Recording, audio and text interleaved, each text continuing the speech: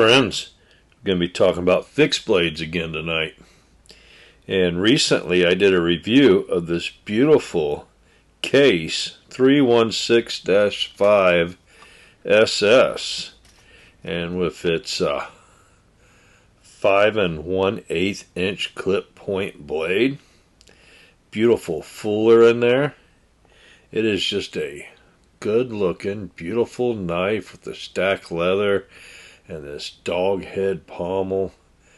I mean, this fit and finish on this blade was really spectacular. But I was kind of disappointed because you see, it wasn't the knife I ordered or thought I ordered. Walmart.com had on their website this photo and a description of a medium Skinner knife. And when I looked into the specs and everything, it showed it as being the 323-5.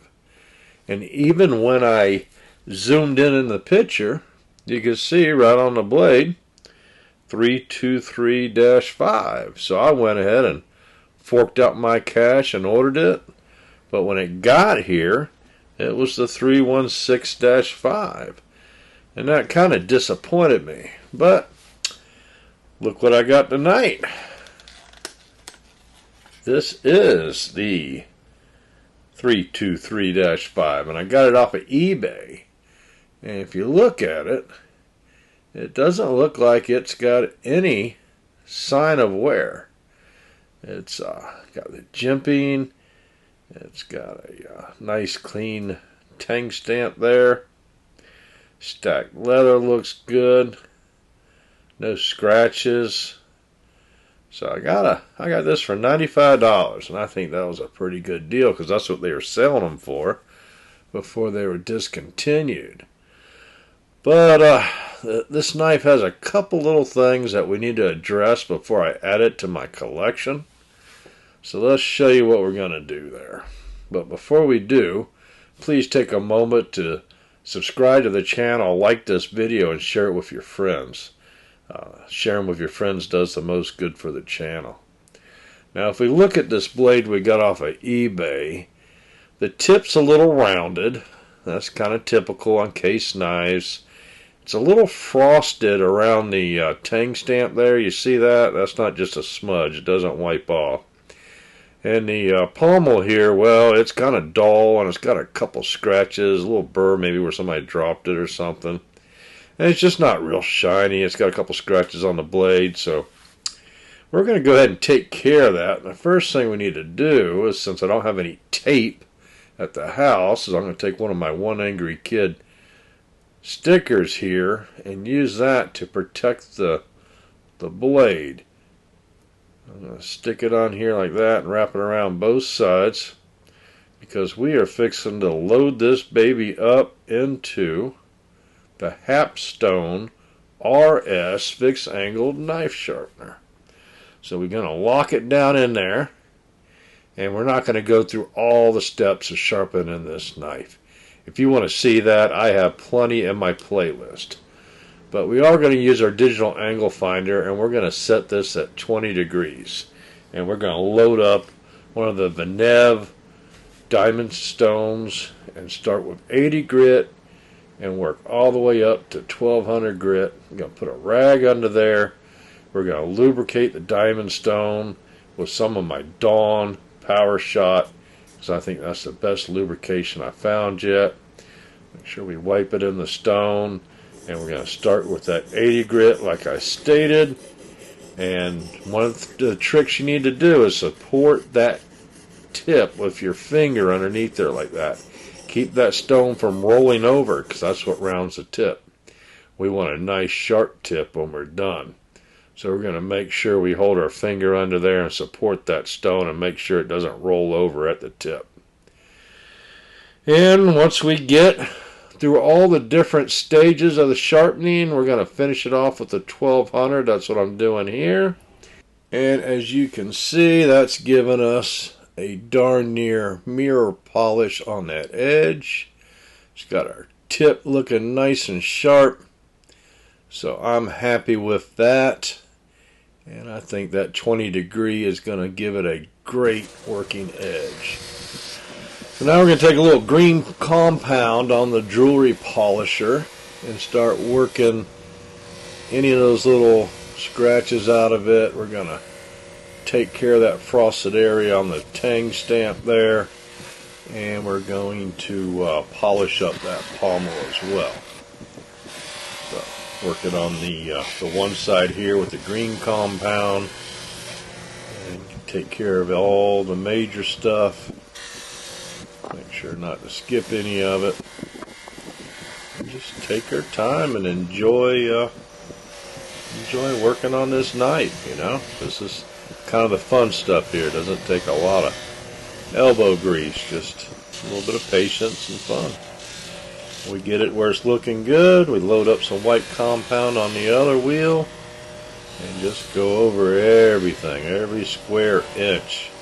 Anything that needs to be shiny, we're going to work it once, twice, maybe even 3 times, just to make sure that blade is just perfect. You want to be real careful though, because this thing is like a razor and we don't want to let it get out of our control and sling around. So make sure you know exactly what you're doing, what your anger is. Pay attention. Don't go talking to nobody or let anybody distract you while you're working like this, and make sure you wear your safety glasses.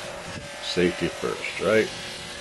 But anyway, we just keep working it on here and get everything until we got it just the way we want it, and we don't see any scratches or any blemishes left. And when we're done, we'll put everything up, go back inside. Got the knife all dirty, so we're going to spray some of that Dawn Power Shot on there and just scrub it all with a toothbrush. Get all that gunk out from inside the stamping there. Get that leather handle nice and clean. And just get everything off of that. Once we scrub it all down and get in all the little nooks and crannies, especially around that finger guard and everything, we're going to take it over to the sink and wash it down with some good warm water, and then dry it really good with some paper towels and get all that water off of it. And then we're going to take some of my One Angry Kid knife oil and get a good coating of that all over this thing, so there's no chance of any rust. Well, it's a stainless knife, aluminum pommels, but you know, it'll get oxidation on there or something like that if you're not careful. So get a good coating on there, and I'm going to go ahead and put some on this stacked leather. You know, honestly, I should have put some oil on that leather before we worked, and it would have kept that grime from soaking in there, but we're probably going to have to let that dry, let that water get out of there, and keep applying some more oil to it until we get that nice color like we want. Alright, does it cut? Obviously it does. It's like a lightsaber. I had no doubt, and I haven't even stropped it yet. This is just right off the hapstone. And I probably hit that edge with that polish or something too. So we'll strop it later. But that's pretty tough paper too. That's not just notebook paper. Alright, pretty happy with this knife. Let's compare it to the 316-5. You can see this is a Skinner blade. It has that upswept Skinner. If we take a straight edge and lay it on here, it's also what you call a trailing point knife, because that point is much higher than the center line of the knife. See how much higher it is? Because the working part of the knife is that bottom part you see down there in the belly. This is up out of the way. The point is away from where you're working, so you don't puncture the skin, because right here, that belly is what does all the work when you're skinning. If you take a straight edge and put it on this hunter knife, well, that point is kind of right there. This more is for a kill knife, if you're going to dispatch a pig or something like that and stab it. So one's a skinner and one's more of a stabber. All right, that's why one's called a hunter and the other one's called a skinner. See the difference? Now they're both about the same thickness. You know, they're made out of the same blade thickness, but you can see how much more belly the 323-5 Skinner has than the 316-5. It's also got that thumb ramp.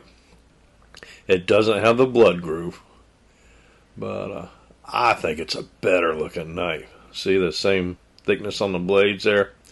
The jimping seems a little more pronounced in the Hunter than the Skinner, and I think that's just probably the way things were happening the year they were manufactured. Obviously, these weren't manufactured around the same time, because you can see that the stamp on the blades is a lot different, but you can see the fit and finish is pretty darn good on both of them. You know, look at the fitness of that finger guard. There's no gaps whatsoever there. It's finished very nicely. Alright. There is your jimping, and there is the two different tang stamps, if I can get that to focus. See the difference between the two?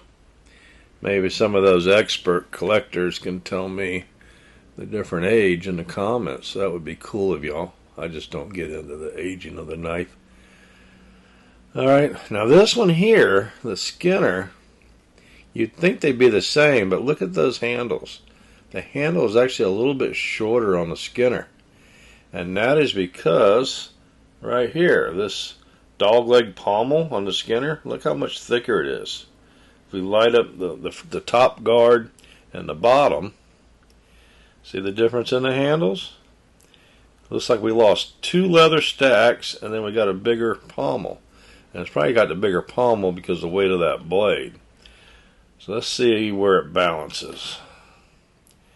This baby balances right there. Okay, see how it balances right there? Right in the middle of the handle. Pretty nice, huh? Pretty good job, Case. That's a sign of somebody that designed a knife very well. Alright, and this one should be about the same place. Yep, right there. Ooh. Yep, I'm going to be careful. I'm going to cut myself again. Alright, the sheaths, they're pretty much about the same. Just one's a little bit smaller because the Hunter's a lot skinnier in the blade than the Skinner is. Same button, same, you know. One's got oil, one doesn't. We'll oil that sheath up later. Alright, so there's the buck. I think it's an old Pathfinder for comparison. That's one of my favorite fixed blades. And so is the Schrade Sharp Finger. That's one of my favorites. But my favorite of all time is my straight clip point Buck 119. This is the Buck of the Month, January Buck of the Month of 2023. And you can see how that compares and how much bigger it is than that Case 323-5 medium Skinner. Both of them have, you know, just a little over 5-inch blade, but the Buck is just a lot thicker. You know, like I did in my short. The Buck is the hammer. The Case is the scalpel. But these are now my 2 favorite fixed blade knives. 2 beautiful fixed blade knives right here. The hammer and the scalpel. Alright, what do you think? Is that a nice set of knives? I think so. Anyway, hey friends, I appreciate you checking out the video here. Checking out my beautiful fixed blade knives I have. And I hope you subscribe to the channel and like this video. Share it to your friends. Enter our knife giveaways and stick around for a while. You know, we're trying to build a pretty nice channel here, and I'd like you to be part of it. So, once again, thanks for watching, and be safe out there.